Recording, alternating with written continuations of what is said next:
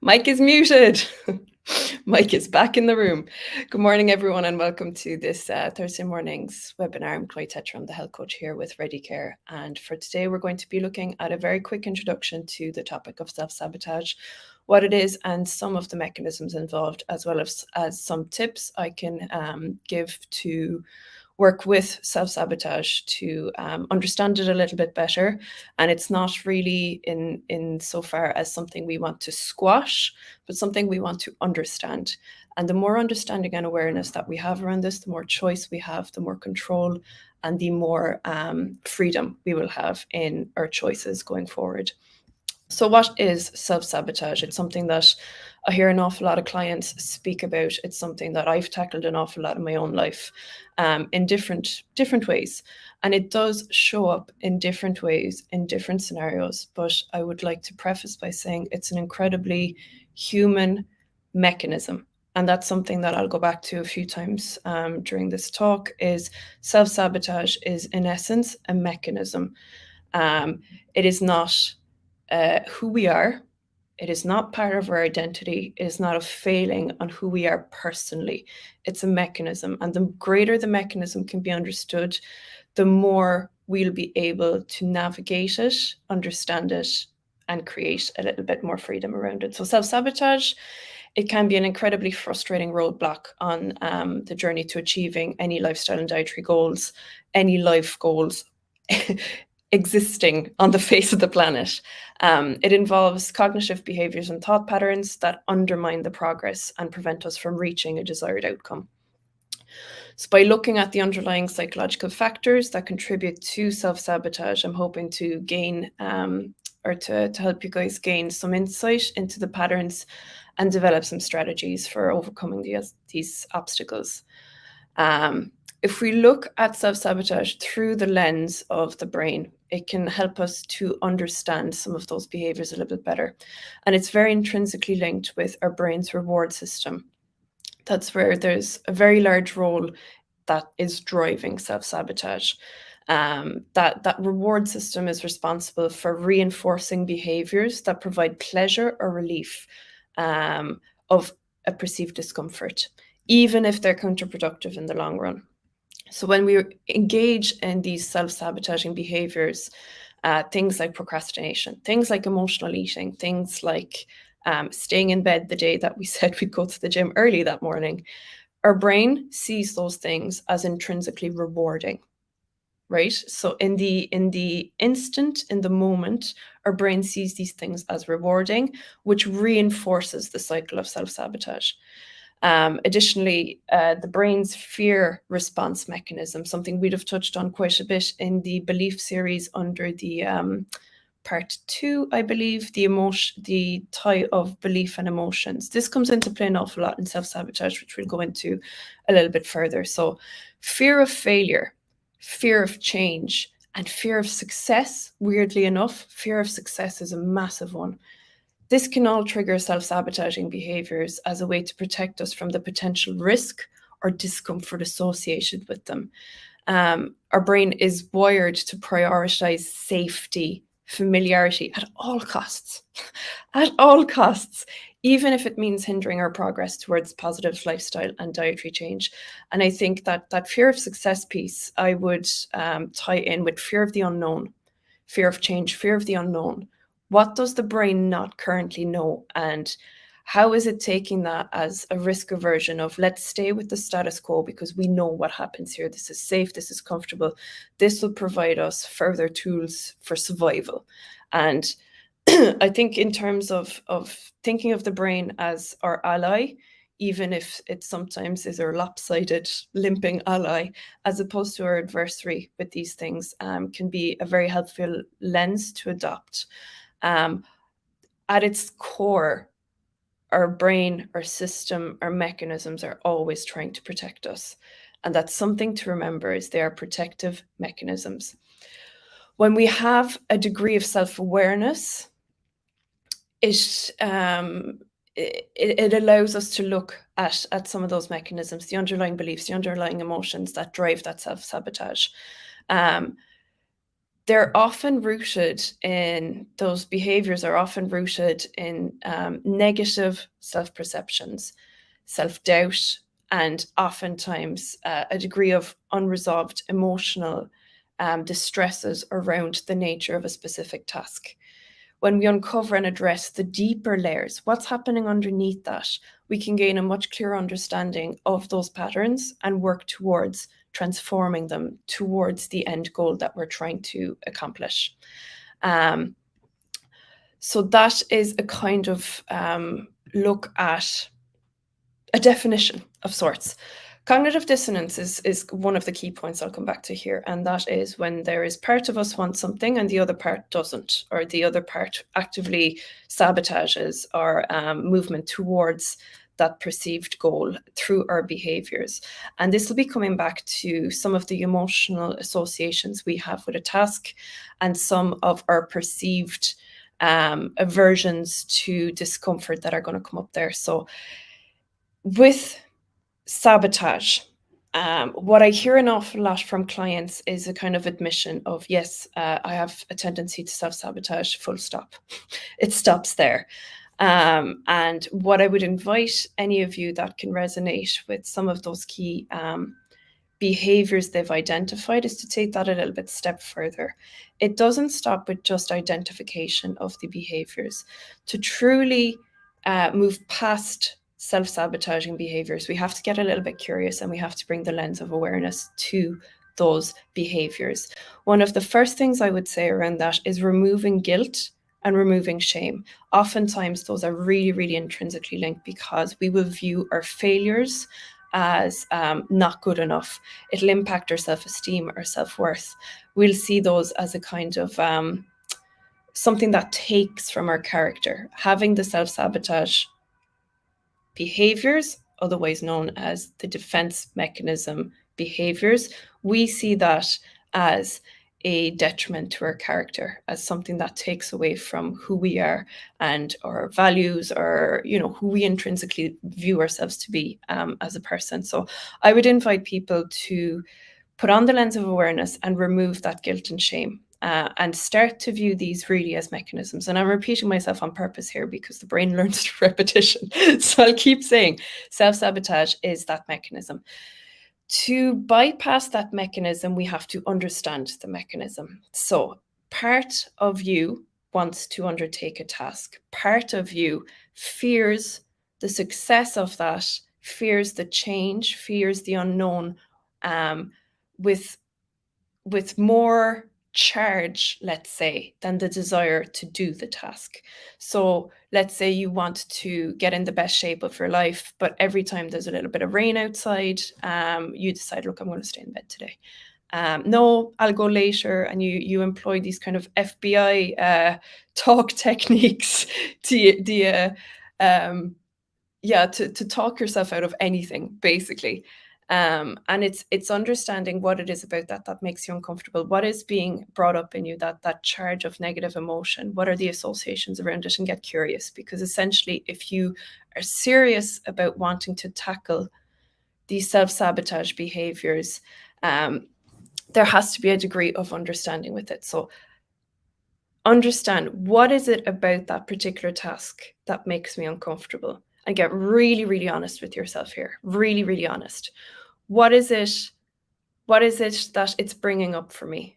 Okay, I have an idea now. I know that I would feel embarrassed, that I don't believe in my own ability to do this particular task. And you're going to come up with some answers that are quite near the bone oftentimes, because they're very vulnerable parts specifically. It's the vulnerable parts that need the defense mechanism. So as soon as you start looking into those, you're going to start unearthing fairly vulnerable aspects of yourself. So just to have that understanding that is part of it. Next, understand, what am I going to do to get in my own way, right? And it's a very, very basic question. What am I going to do to get in my own way with regards getting to that particular goal? Historically, what have I done to get in my own way? Have I bought food that I know I probably shouldn't, just in case I might want it? Is that behavior helpful towards what I'm looking to do? I would give the tip of assume when you're future planning, assume that you have absolutely no willpower. And that's not kind of looking at yourself in a negative way, but it's just removing any variables that would require additional willpower down the line. Don't have the foods in the house. Just don't bring them in the door if you don't want them on your plate, I think was something that one of my clients said back to me before, which I think actually is a very good tip. So what am I going to do to get in my own way is a very good question for you to historically look at what has previously not worked for you. And are there mechanisms that you can put into place now that will give yourself an alternative? Once you have those written down, you've taken the legwork out of the thought process of having to think of alternate scenarios. You already have your alternative scenarios. So instead of buying those particular foods, you kind of go, okay, I'm going to have healthy snacks in the house. If I'm feeling snacky, what do I have? I have healthy snacks in place and I don't have an alternative. So it's getting ahead of times that you might require willpower and making out a plan specifically based around that. The other part of that is basically all we're going to be doing here is reverse engineering the mechanisms. And once we understand what is the trigger for me, what is the emotional negative association for me, taking a look at that and realizing that that's come about through years and years of repetition, years and years of your thought process being a certain way, of you having habits built around that specific thought process. So what we want to do is we want to start basically giving your being, giving your brain, giving your habits information and evidence that you can actually do things a different way. So to contextualize that, I'll pop it back. So if you ever hear the gym example, that's because that is a real example for me in my life. So I'll take the one of it's raining outside. I don't want to be uncomfortable. So already my protective mechanism in this is comfort in the moment of staying in bed and not putting myself out in the rain, not putting myself out into the gym is overpowering my desire in that moment for whatever my long-term goal is. So bringing that back to a pen and paper moment where I tap into what is important about that long-term goal. What am I going to get that is going to feed who I am as a person?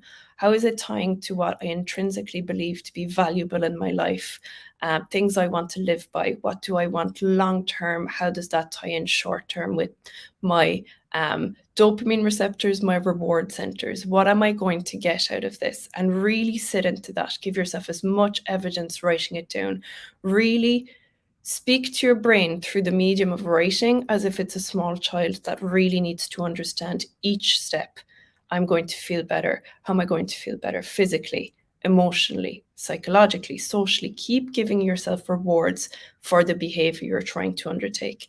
Next, have a look at how that protective mechanism is stopping you from attaining those. And I know we know that kind of on a the level of, look, obviously I know staying in bed is not going to help me long term, but again, we're feeding our head here step by step, taking out the pen. How is this getting in the way? Next, you want to give yourself evidence that you are capable of undertaking discomfort. And that's where most people's self-sabotage comes in, is that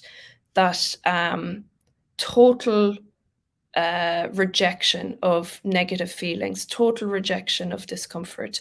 And ultimately, it comes down to having a degree of belief that we are not capable for the adaptive behaviors necessary to take on an uncomfortable behavior, a change behavior, a behavior rooted in the unknown. So this is actually the crucial part with this. Feed your head. That's from the song, but basically you want to give yourself evidence for times that you were absolutely capable. And again, this is a pen and paper exercise. Don't just do this up here because what's that line? The faintest pencil is more powerful than the strongest memory. And if you can put that somewhere that you have the visual priming of constantly having access to evidence of times that you were adaptable, that you took on a challenge, that you undertook an uncomfortable situation and won, even if it's something not directly associated with something like going to the gym.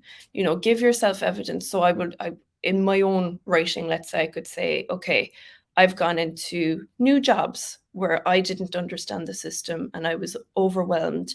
And little by little, by breaking it down, day by day, I understood the system. Something was no longer unknown. I adapted to it quickly. I was able to take on the changes, give myself evidence of being able to do something different, uncomfortable physically.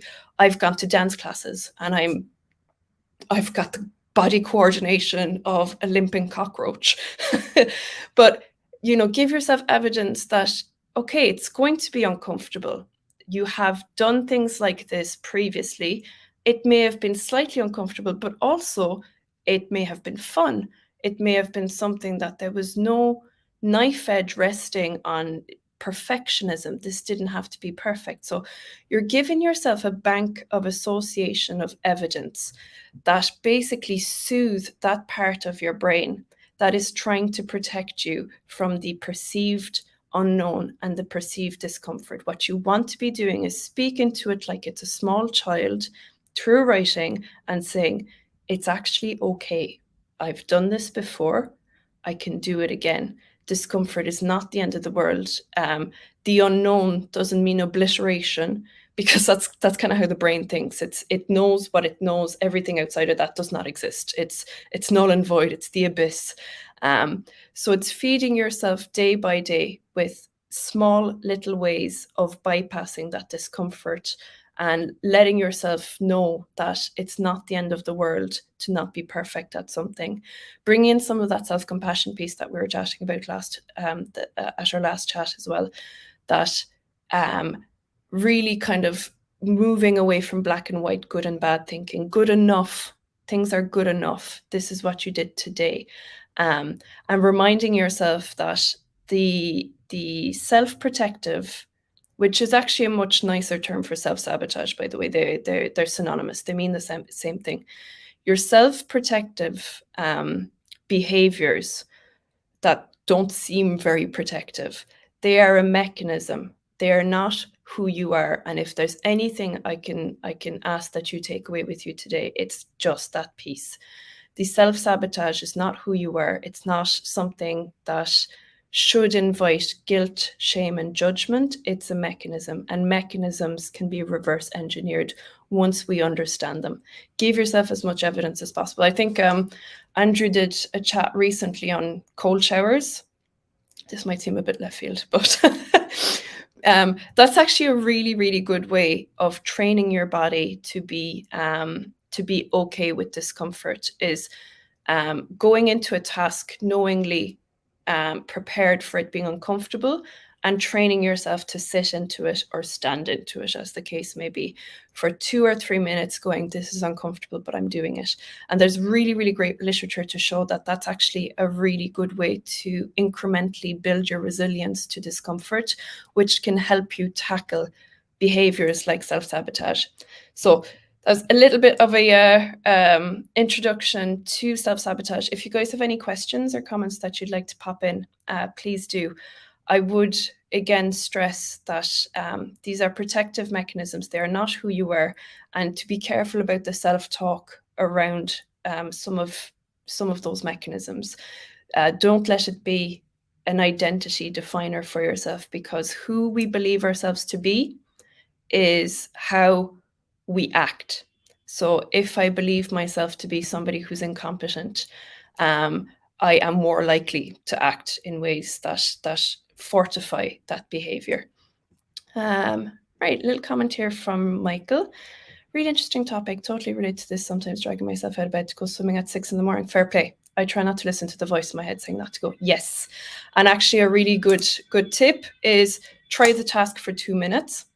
If after 2 minutes you really, really go, I want to go right back into bed. Once you've gotten up, once you've shaken that comfort off, get up for 2 minutes. If by the end of 2 minutes you want to go back into bed, so be it. Most of the time people don't. It's snapping themselves out of that initial comfort is what gets the task done. Relaying it back to what's intrinsically important about those, and having that information somewhere where it's visually priming you. Exactly. Thanks again. Cheers. Thank you very much for commenting, and Michael. Really appreciate it. Right, that is me for today, guys. Very best of luck. If you are looking to look at some of those mechanisms, I'd invite you just even to open up your awareness around them and start to see where these things are coming in, and be curious about thinking of them as self-protective and telling your system, I got this. I actually have this. Thank you. Thank you for trying to protect me, but I'm actually okay. Righto, that's me for today, guys. Have a lovely rest of your day. Have a lovely rest of your weekend. Get uncomfortable. We'll see you later. Bye, guys.